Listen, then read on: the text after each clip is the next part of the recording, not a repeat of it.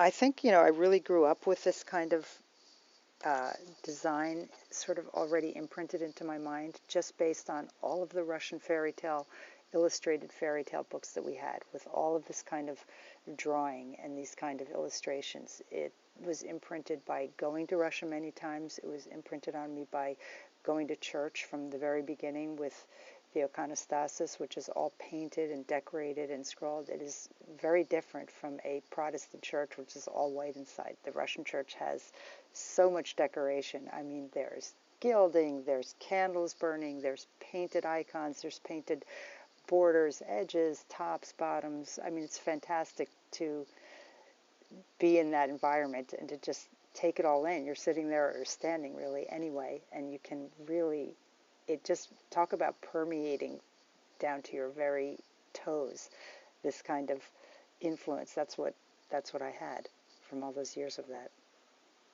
I'm a third generation white Russian emigre. My grandparents all had to flee after the revolution, in which my grandfather fought very valiantly in the White Russian army. He was an officer in the cavalry, a scout for the cavalry. He had amazing, amazing situations and exploits, and things happened to him. He wrote his memoirs, Notes of a White Russian Officer, which really, really are fantastic. And of course, unfortunately, all of that didn't end well. So everyone in our family, both sides, had to leave Russia, and all of them got out through Crimea and ended up in Europe.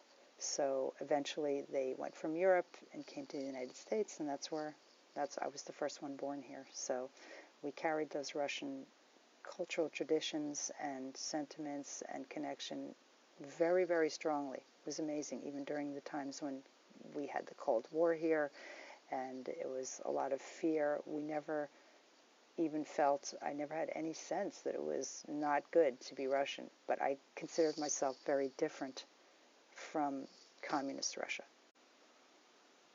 So I travel back to Russia very often now, now that I'm able to do it and reconnect with my own cultural history. We still have relatives over there. I also love to go back to just immerse myself in the design, the beauty, the art, everything that's there. It's so rich in all of that I absolutely have not even come close to getting to the bottom of it. I just went on an art trip to Russia last September, went to artist studios, viewed old art, watched a painter at work, went to contemporary studios. It's great for referencing design. It's great for inspiring me on new designs. It just broadens my whole outlook every single time I go there. I also have brought all of my sons there, so that and they also are aware of their history and of their past, and it continues through them. So I'm just continuing doing what my forebears did before me, and what I'm doing now with my sons, and I hope that they'll carry it on. So it continues, which is a great thing.